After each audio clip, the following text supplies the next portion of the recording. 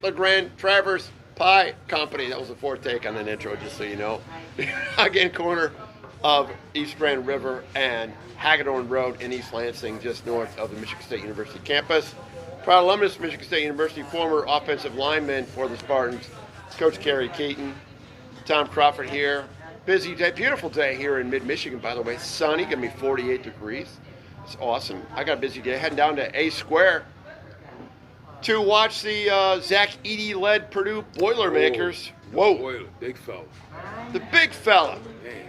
I think they're 13.5-point favorites to beat the sputtering Michigan Wolverines, who are 8-19 overall. 3-16, I think. I don't know what their record. No, not 3-16. 3-13 in Big Ten play. It's bad. Bad scene.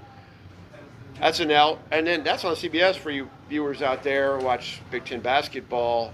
And then at 4 o'clock, following that game, Michigan State trying to bounce back from that loss to Iowa. That one surprised me a lot. Well, Iowa's feisty team. Illinois took care of them in Champaign yesterday.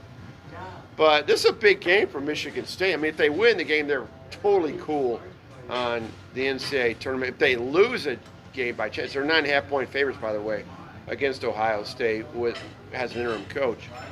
If they lose a game, they're back on the bubble, but I don't think that they're 9.5-point favorite. I think this is a big day for Michigan State, don't you? I mean, Israel's got to be running them through the wall this week. It's past big. Losing to Iowa made this game. Iowa's weird, though. Right, but Iowa got them big. They got bigs down there. They was beating They Michigan got State up shooters down there. They can shoot the rock. Yeah. You know that this game is past big. This if is they don't big. get this one, Yeah. it could be trouble. It could be dicey, that streak. What is that streak? Like 20, 25? 21, How many Is that NC2As? 22. So it's over 20. I mean, his first one was 98. 97, 98. Think in there. It's been a long time. Yeah. So do the math until. Because I had posted on yesterday, like, who would have thought that this late in the season that the Michigan State women would be in a much better place Robert getting in Fraley? the tournament in the first year What coach. a great hire. Roster turnover. Yeah.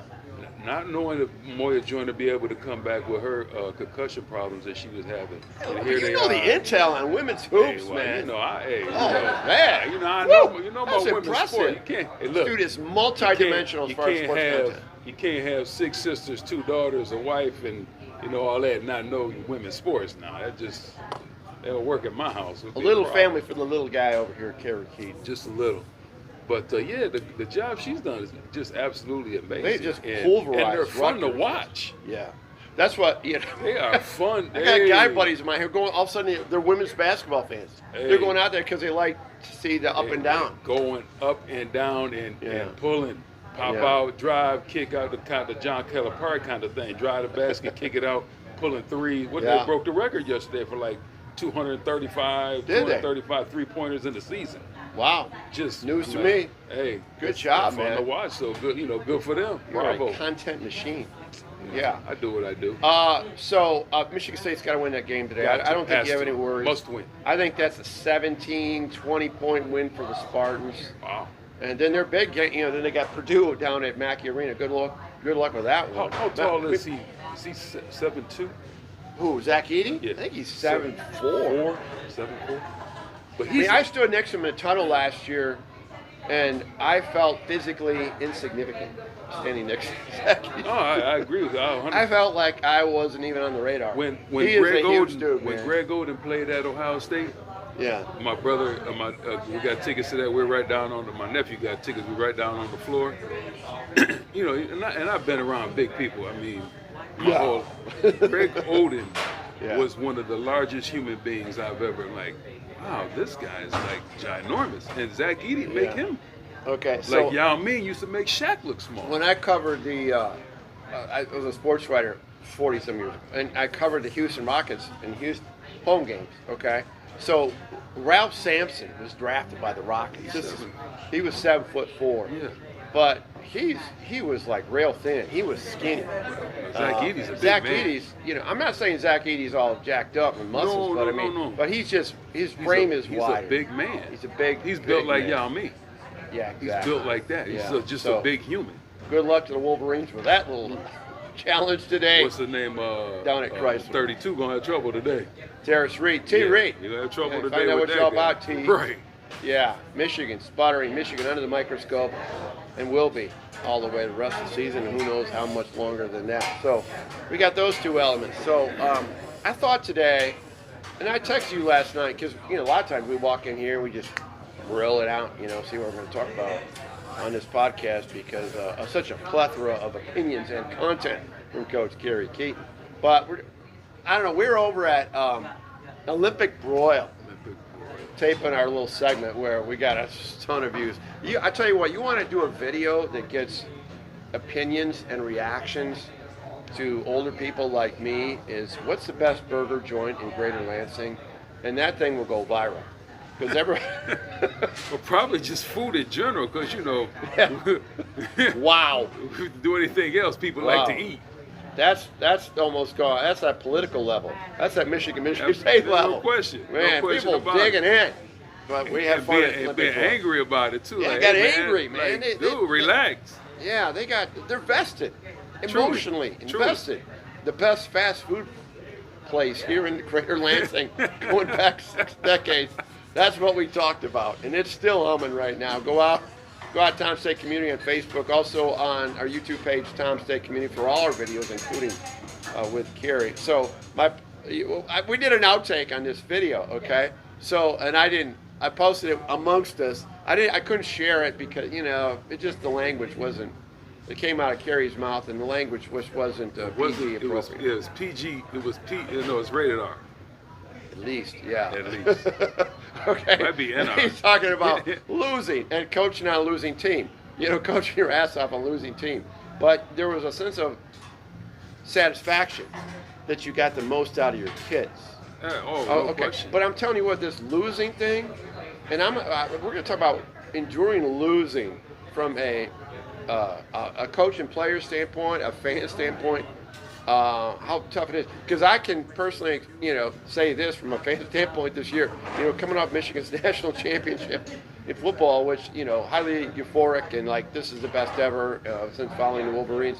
And then early December, while the football thing was going on and being finalized as far as the national title, comes this basketball team off a non-NC2A year for Juwan Howard in his 5th year. They lose to Long Beach State. And then they lose to McNeese. These are at Chrysler, mind you. And now, they're the worst. They are going to go on as the worst Michigan basketball team since 1960, I think, at least from a winning percentage standpoint. Their total losses, it's just bad. It's a bad team. Okay, and they lost yet again. Northwestern was their last setback after the Michigan State loss that we talked about last week. But, I find myself, Carrie, it's like, and I love college basketball way more than you. I mean, obviously. I mean, you're into football, wrestling, track, all this. And women's basketball all of a sudden. But it's hard for me to get into Big Ten basketball because my team is so irrelevant. Right. And you find yourself, I used to be all over watching Big Ten basketball, college basketball. Even if Michigan was not that good and it was on the bubble, at least the bubble talk, last 4 out, first 4 in, all that. Sure. They're not even on the radar, only in just like shocking jaw-dropping, God, what happened to Michigan, and what's the status of Juwan Howard. But it's tough, and I just find myself checking out. I can't wait for this basketball season to get over with. But you're not though. But I'm You're not. Still I'm invested. still invested. And That's the That's difference, the difference. Yeah. in being invested and then being a fanboy. Yeah, you're right. You're going because that's your team and that's your school. Yeah. And you're gonna go watch. Yeah. You Because you want want the best for your school and you want the best for those kids. Yeah. Because they're not going out there trying to lose. No. They're still working their butts they're off trying to hopefully, get W's and whatnot. It's just not working out for them. Yeah, it's not working For out. whatever reasons. And there's a ton of reasons that from the media standpoint, we're trying to figure out that will probably come to fruition in terms of what's going on with this team by the time the season's over with, but and the status of Juwan Howard. But man, from a coaching standpoint, like when you're was that Everett team that went? Oh, and what team were you talking about? Well, yeah. So the contrast, our 2012 team went 9-0. We lost to East Lansing in first round. Yeah. Upset, whatever.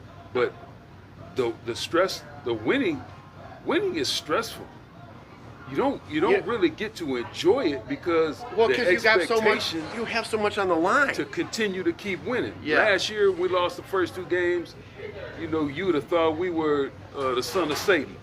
Nobody talk about East Lansing. Just dogging us out. We sucked, blah blah blah. But then we, start getting them wins, and then all of a sudden the wagon start getting full again. Yeah. And now we're the best thing since sliced bread. Like, wait a minute. The wagon. Yes. But when we were at Everett, and I'll say this to anybody, I know one of mine, and I'm sure Marcel and Lloyd and Dale would agree, one of our best coaching jobs, we went 0-9. What made define what made it best coaching? Because how you were self-scouting yourself. We were not a good football team. We just didn't have the talent that it took to be a good football. We just didn't have it. And it wasn't like the kids, the kids worked hard and they, Did they stay engaged? Oh yeah, because we were coaching, like I said, we were coaching our asses off because we were coming up with stuff, trying to give our kids an advantage to be competitive. Right. Which we were. That was the goal. To be competitive, to be in the game. Now, if we won, we obviously we're trying to win every game, and we came close a few times here or there, but just coming up with watching stuff, break it down to what can we do here, what can we do there, to give our kids a chance to be competitive. Right. And the stuff that we were coming up with, it was so. It was just out there. Was it gimmicky? What? Some of it was, but just some of it was just like, how can we do what we do better, and also, because we were very, very ahead of the game. Like Coach Ahern, we'd move our line and stuff. We took it one step further, and we'd have, like our center would be here, and the whole line would be over here, kind of thing. We did a lot of real different stuff, but it was in order to make the defense do one thing. Because if we knew they could only do one thing, then we knew that we could attack certain places. Right. We needed to limit what they were able to do to give our kids a better chance so that they didn't have to think as much. Just play football. Yeah. And that the intuitive and just react. Just play football. Well, that's when you got it going. And it worked for us. Yeah. Now I said we went 0-9, but it was fun going to practice. It was fun trying to come up with all the stuff that we needed to do. So you got your kids to know the plays, because if you don't know the plays, both defensively and offensively, your reaction time is you're already behind the 8 ball. Slow down. Slows down. If you're average speed, you're going to be slow. If you're fast, you're going to be coming average. And that's the key to defense, really. Right. Just react to what you see and go find it. Go find it. The less you make them think, the better off. The offense, obviously you got to think a little bit more, but defense, find the ball, go get it. So when you got through with that season, did you look back at that season as a positive? Oh, absolutely. Yes, for sure. For sure. Because how did the next season go? How did the next season go? Did you win a couple games? That was the only game. That was the only season we didn't win. Okay, so you're back to winning. Oh yeah. Okay. Definitely. And the key to us at Everett, we needed a quarterback. Yeah. For what we wanted to do, we needed a quarterback. That's at every level. Yeah. But. Okay, so you made it interesting in our text thread. It's like you were telling me, and I think everybody feels this way. It's almost like you get more euphoric from not losing as opposed to winning. In other words, it's like avoiding even from a fan standpoint, it's like avoiding the disappointment as opposed to being, it's almost like relief than euphoria. You know what I mean? Especially if your team has high expectations. Like I told you, I hate losing more than I like winning. Because losing just means I don't. And a lot of it depends on situation, that kind of stuff, whatever, like how to have it, and that kind of stuff. Like I'd rather get beat 50-0 than lose by a last second pass or something like that. You would. I see. Because if I lose on the last second pass or something, that means I could have done something prior to that. Well, for you involved in the coaching, but I mean, I'd say a 2 touchdown loss. I mean, getting blown out, I think is. I don't see any plus side of that. I just. Well, here's the thing. Okay, yesterday's a prime example. Yeah. I'm watching, and then I'm like, oh, Michigan State. Brian Callaway tweets that that he's out there at the game, whatever. So I look to see if it's on, just so I can. What game you talking about? Michigan women. Oh, Michigan okay. State versus Rutgers. Okay, versus Rutgers. Okay. So I hit the talk to the TV thing, and Yeah. it's not on, but they have a thing on the side. Sure. It has a line, and it's like 50-20 something. Yeah. I'm like, oh my goodness. Like, what happened to Rutgers? Like, see, Vivian left, and it straight downhill. That's And about coaching. It's just beating. It's just killing these girls. And I'm thinking to myself, well, all the bench is going to get to play, both sides. Everybody's going to get a chance to play. It's going to be better for Michigan State, obviously, because we're winning the game. Less stress. People are going to go. They're going to have the stress when you're winning. Obviously, you're losing, but you lose the stress when you lose it too, because the game's over. That's true, but I think, I think you want to. All you're asking in a competitive event is that you want a fourth quarter game. You want a chance to win the game. Oh, I mean, as opposed to, I don't know. There's. I just think if you get just hammered, man, that can have a. Well, let's say this. Negative impact on your team emotionally. You don't want to get hammered all the time. Yeah. If you're getting hammered all the time, that's one thing. Well, if you're a good team and you get hammered, sometimes it's a wake-up it just call. happens. Yeah. No, I understand. You just catch it when somebody's on one night and you're not, and then it gets ugly. Like Duke and Wake Forest. Yeah. I mean, nobody expected Wake Forest to beat Duke, and then they rush the court and the kid gets hurt. Yeah. That's not good. I want to shift over to the fanboy thing just for a second. I know you hate the fanboy thing, but the fanboy, and I don't consider myself a fanboy, God forbid. But and this goes both ways with Michigan State. Okay? Sure. There are some fans at Michigan who would rather see Michigan State lose than Michigan. They're happier when Michigan State loses than Michigan wins.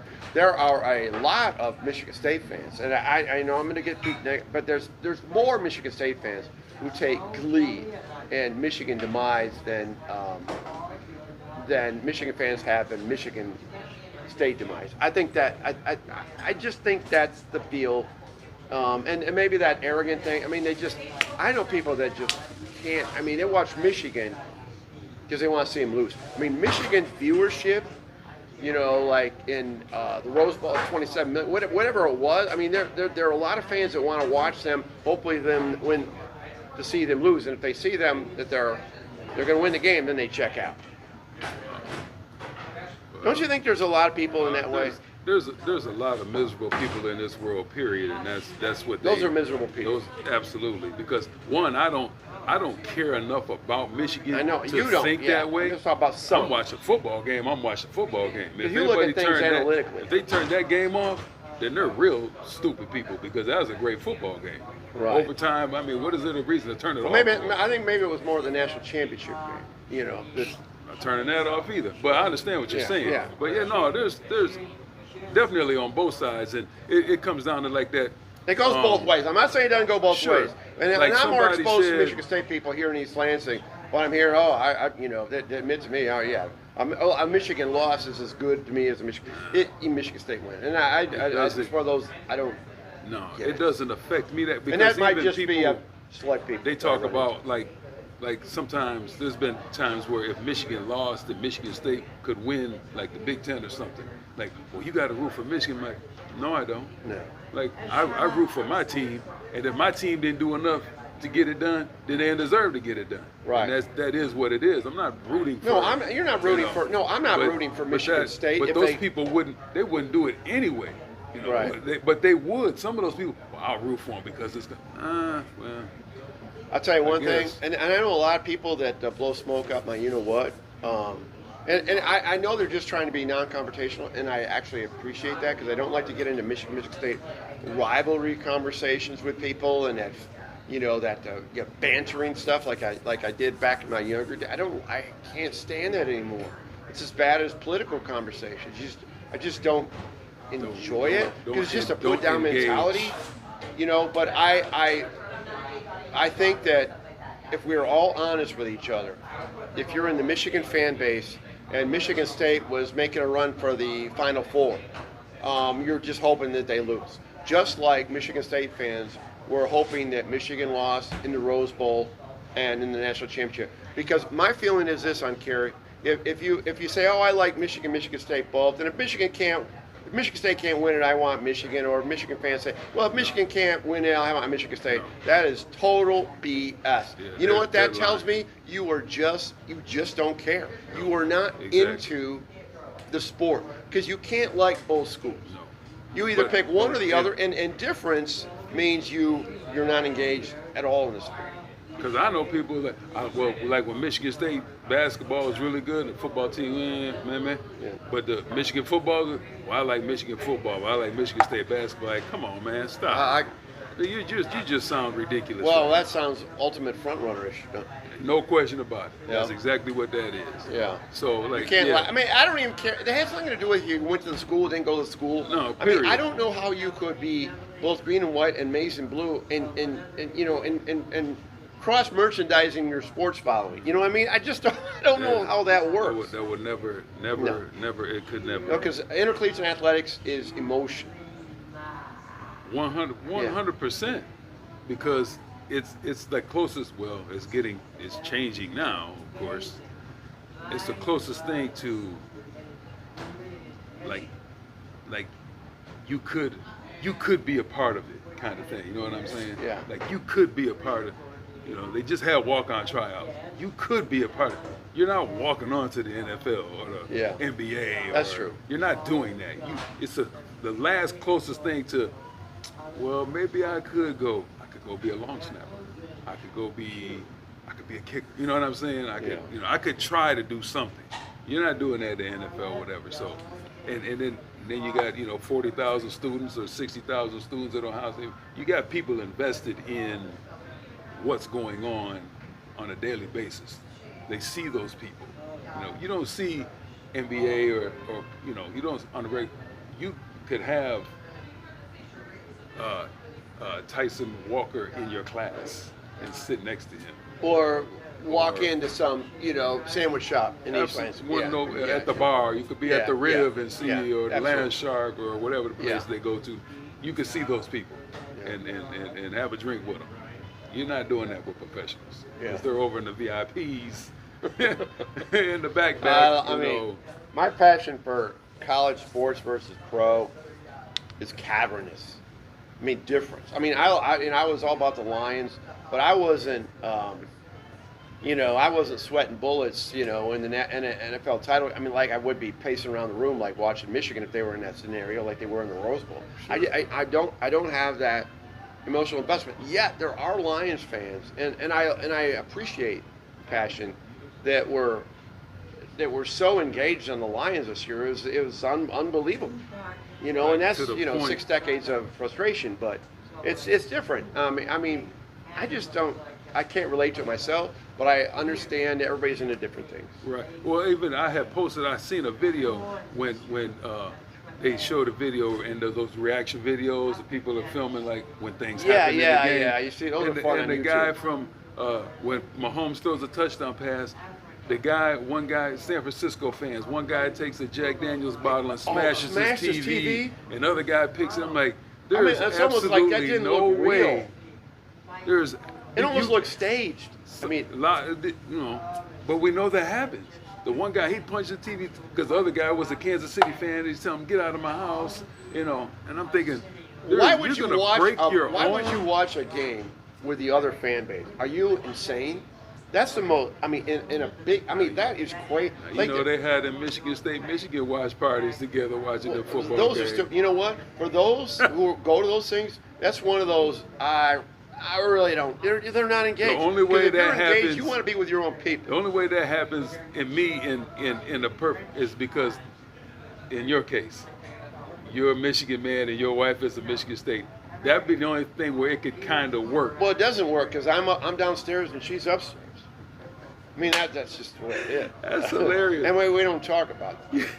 But yeah, no, I thought like there's no. So you're going to ruin your belongings over something that you had absolutely nothing to do with. But here's the thing, Gary. I think when you have the rival person there, that incites you, incites anger. When they're mocking back and forth. Are you crazy? It's like going to a bar. To watch a Michigan State game. I don't care anywhere in the state. You're gonna get a mixed crowd. No question. Are you crazy? No question. I mean, first of all, you can't hear the audio. To me, you need to go to the bar because you need that extra excitement because you're just not into it. That's my opinion. Makes sense. That's a broad brush generalization. But it makes sense though. I mean, yeah, let's go to the bar. Hey, want to come on watch it? No. I can't even tell you the last Michigan State game I went to because I just don't. Because people are going to say stuff, and I'm like, all right, well, you'll end watch your mouth. You know, you be disrespectful, it's going to be a problem. Oh, I know, and that's why I don't go to a game out here. Right, I just don't want to engage. Or Breslin or Spartan Stadium. I just don't. Just divorce yourself from that situation.